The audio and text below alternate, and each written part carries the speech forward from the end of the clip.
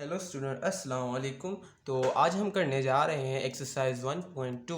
Exercise 1.2 करने से पहले हम उसकी कुछ बेसिक्स समझ लेते हैं कि हमने उस एक्सरसाइज में करना क्या है। जो बेसिक्स पढ़ा रहा हूँ मैं आज, वो बहुत ही ज़्यादा इम्पोर्टेंट है पेपर के लिहाज से, ठीक है, एमसीक्यूज़ के लिहाज से भी, और आगे भी आपको बहुत हेल्प करेगी। तो आपने इसे गौर से समझना है, ये बहुत ही इंपॉर्टेंट टॉपिक है।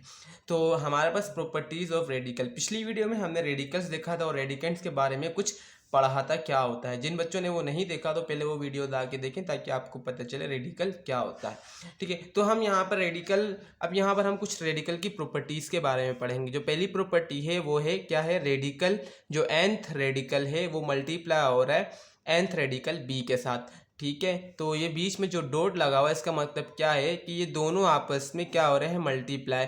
ये दोनों ए से लिखा हुआ है, समझो आपके पास ये जहाँ आपको डॉट नज़र आया इस चैप्टर में कहीं पर भी, तो इसका मतलब क्या है बच्चों, इसका मतलब है मल्टीप्लाई, ठीक है। तो ये सेम ही चीज़ है, तो यहाँ पर ये मैं सेम ही लिख देता हूँ, ये दोनों सेम ही है। तो इस रेडिकल का मतलब क्या है यहाँ पर कि ये दोनों आपस में क्या हो रहा है, क्या प्रॉपर्टी कहती है, हमें इसे समझते हैं। देखें, कहीं पर भी आपको जब दिखे कि ये रेडिकल दोनों पर सेम रेडिकल लगे हुए हैं, यानी यहाँ पर भी n रेडिकल है और यहाँ पर भी n रेडिकल है, ठीक है, तो आपने इसको एक रेडिकल के अंदर बंद कर देना है और दोनों अंदर वाले जो रेडिकेंट हैं उनको मल्टीप्लाई कर देना है। जो अंदर वैल्यू होती है उसको हम रेडिकेंट बोलते हैं और जो बाहर लगा हुआ है इसको हम बोलते हैं रेडिकल, ठीक है। तो रेडिकल को हम एक मर्तबा लिख देंगे और जो रेडिकेंट है उनको आपस में मल्टीप्लाई कर देते हैं। तो कुछ एग्जांपल से देखते हैं हम, ठीक है। तो एग्जांपल को समझते हैं इसकी क्या होती हैं। तो यहाँ पर पहली एग्जांपल देखते हैं क्या है, ठीक है। तो हमारे पास जो पहली एग्जांपल मैं आपको सिंपल सी एग्जांपल करा देता हूँ कि अगर मैंने रेडिकल यहाँ 3 रेडिकल डाला है, ठीक है, इसके अंदर मैंने वैल्यू डाल दी 2 और यहाँ पर ये मल्टीप्लाई करा रहा हूँ मैं एक दूसरे रेडिकल के साथ 5 है, उसकी भी जो इंडेक्स है वो 2 3 है, ठीक है। दोनों की इंडेक्स सेम होनी चाहिए तभी ये आपस में दोनों क्या हो जाएंगे, मल्टीप्लाई होंगे। अभी हमने क्या रखना है, जो रेडिकल 3 है, 3 रेडिकल है, उसको एक मरतबा लिख देना है 2.5। डॉट 5 का मतलब 2 और 5 मल्टीप्लाई हो रहे हैं, डॉट का मतलब मल्टीप्लाई है, ठीक है। तो हम यहाँ पर अब क्या करेंगे, 2 और 5 को मल्टीप्लाई कर देंगे। एक बात नोटिस की कि मैंने दोनों रेडिकल को हटाकर सिर्फ एक रेडिकल कर दिया और जो ये दोनों नंबर्स थे इन दोनों को मैंने क्या कर दिया, सिंपली मल्टीप्लाई लिख दिया, यानी डॉट की फॉर्म में लिख दिया 2 और 5 को। तो 2 5 से क्या हो जाएगा, 10 हो जाएगा और यहाँ पर रेडिकल या 3 इंडेक्स आ जाएगा, ठीक है, इंडेक्स आ जाएगी। तो सिंपल है, कोई मुश्किल नहीं। इसके अंदर कुछ और एग्जांपल देखते हैं ताकि आपको क्लियर हो जाए। और अब दूसरी मैं एग्जांपल करा रहा हूँ, वो है हमारे पास क्या है, अगर मैं 2a मल्टीप्लाई करा रहा हूँ 7b के साथ, दूसरी एग्जांपल है, एग्जांपल नंबर 2 है, ठीक है। तो किस तरह मल्टीप्लाई कराएंगे हम, अब मैंने आपको क्या बताया, अगर रेडिकल सेम है, पहले तो ये चेक करना है कि रेडिकल सेम है या नहीं है।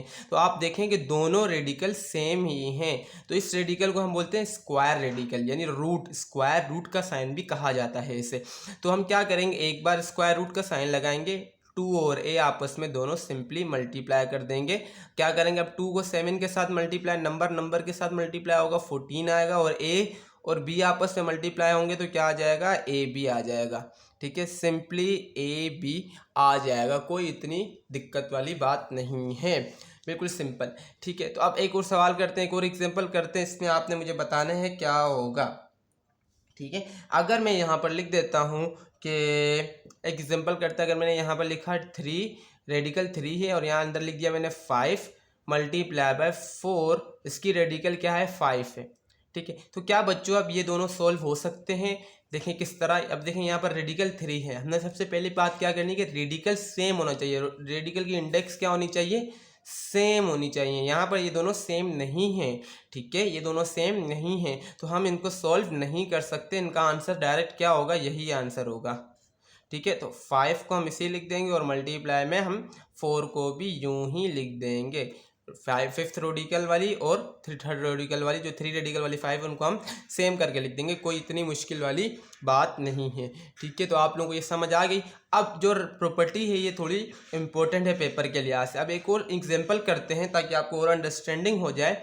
अब जैसे कि मैंने यहाँ लिख दिया 1/x और लिख दिया 4 मल्टीप्लाई में है, ठीक है। आप मल्टीप्लाई भी यूज़ कर सकते हैं, डॉट भी यूज़ कर सकते हैं, ठीक है। तो आपको कहीं मल्टीप्लाई नज़र आएगा और कहीं डॉट नज़र आएगा, तो 2/y, अब देखें क्या सबसे पहले चेक करना है कि रेडिकल सेम है। जी बिल्कुल सर, रेडिकल सेम है। तो रेडिकल सेम का मतलब क्या, हम उसको एक ही ब्रैकेट में लिख सकते हैं। तो मैंने एक ही ब्रैकेट नहीं, रेडिकल साइन में लिख सकते हैं, एक ही फोर्थ रेडिकल में लिख सकते हैं। अब 1/x, ठीक है, 1/x मल्टीप्लाई 2/y, ठीक है।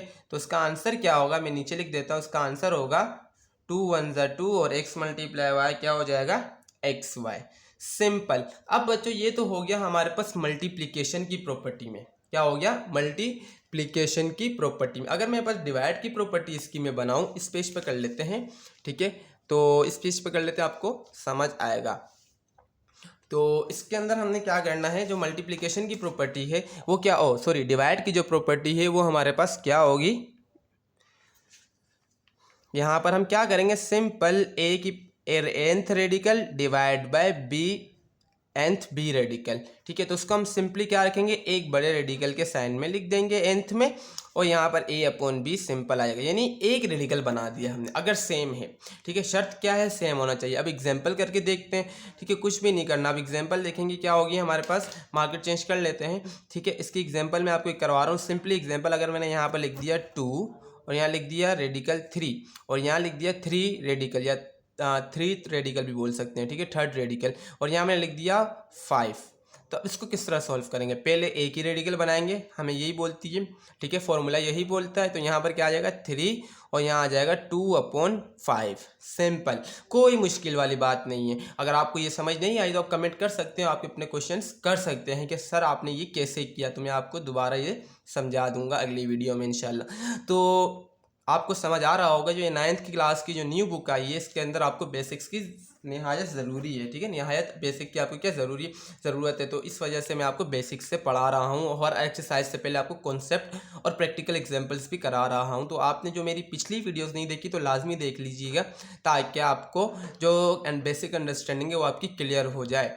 तो अभी इसको किस तरह करेंगे, देखिए मैंने सिंपल कर दिया, क्या किया, सिर्फ कुछ भी नहीं किया, मैंने यहाँ पर एक ही रेडिकल बना दिया इसे। अब एक और एग्जाम्पल है, अब जैसे कि मैंने यहाँ लिख दिया 20 और बाय लिख दिया 4 और मैंने अंदर नीचे लिख दिया 5 और यहाँ पर लिख दिया 4, तो दोनों सेम है, तो एक रेडिकल में लिख दिया मैंने। यहाँ आ जाएगा 420 डिवाइड बाय 5। सिंपल। अब देखना है कि ये डिवाइड वाले अंदर कैंसिल हो रहे हैं, क्या ये डिवाइड होने के काबिल हैं। 5 1 ज़ा 5, 5 4 ज़ा 20। हाँ भाई हो गया ये। तो यहाँ पर क्या आ जाएगा, रूट, मतलब रूट यानी रेडिकल साइन, और यहाँ पर 4 और बाहर भी क्या आ जाएगा 4, ठीक है। तो सिंपल एक और एग्जांपल इसकी कर लेते हैं, थोड़ी हार्ड वाली, ठीक है, तो आपको ज़्यादा क्लियर हो जाएगा। तो इसकी एग्जांपल और क्या कर लें भाई, देखिए अब मैंने यहाँ पर लिख दिया है, यहाँ पर x², यहाँ पर लिख देता हूँ मैं 5th रेडिकल, और यहाँ साथ में लिख देता हूँ y, और नीचे में लिख देता हूँ x, और यहाँ लिख देता हूँ 5th। ये क्या, ये दोनों सेम है बच्चों, हाँ भाई बिल्कुल सेम है। तो हमें एक मरतबा इसको रेडिकल में लिख सकते हैं। तो मैं यहाँ पर क्या लिख देता हूँ 5, और क्या लिख दूंगा यहाँ पर x² y divide by x, ठीक है, दोनों को मिला के एक रेडिकल बना दिया। फिर उसके बाद क्या किया, अब देखें आगे आगे क्या होता है। अब देखें कि ये दोनों सेम है ना, x² ऊपर और x नीचे, तो इसका मतलब क्या है x² का, ठीक है, x² का मतलब क्या है कि यहाँ पर x मल्टीप्लाई हो रहा है x के साथ। हमेशा स्क्वायर का मतलब क्या होता है कि वो नंबर 2 टाइम्स क्या हो रहा है, मल्टीप्लाई। तो यहाँ पर आ जाएगा मल्टीप्लाई में y, ठीक है, तो ये x y के साथ मल्टीप्लाई हो रहा है, ठीक है। तो x कैंसिल हो जाएगा, तो यहाँ पर क्या हो जाएगा मेरे बच्चों, तो यहाँ पर हो जाएगा 5 और यहाँ आ जाएगा x y डिवाइड में क्या बचा 1। तो 1 हम डिनोमिनेटर में नहीं लिखते, जब डिनोमिनेटर में 1 आ जाए तो हम नहीं लिखते। तो सिंपली आंसर क्या होगा, XY, ठीक है। अगर कोई आपको कहता है कि आपने इसको स्प्लिट करके लिखना है, तो हमने मल्टीप्लिकेशन में पहले ये प्रॉपर्टी पढ़ ली है। क्या पढ़ी है, पहले हमने प्रॉपर्टी इसकी √x, यहाँ पर आ जाएगा 5 मल्टीप्लाई बाय √y5, हमने स्प्लिट करके लिख लिया। तो कोई आपसे पहले तो आप ये भी कर सकते हो। तो ये सिंपल प्रॉपर्टीज़ हो गई हैं, आपको इस वजह से ये समझाया क्या कि ताकि आप 1.1 जो हम 1.2 के क्वेश्चंस करने वाले हैं आगे, तो आपको वो समझ आ सकें। तो आज के लिए इतना ही, इस वीडियो में हम इतना ही कवर करेंगे। अगर आपने हमारे चैनल को सब्सक्राइब नहीं किया तो लाजमी सब्सक्राइब कर लीजिए, ताकि आपको आने वाली वीडियोज़ का नोटिफिकेशन मिलता रहे। आज के लिए इतना ही, अल्लाह हाफिज़।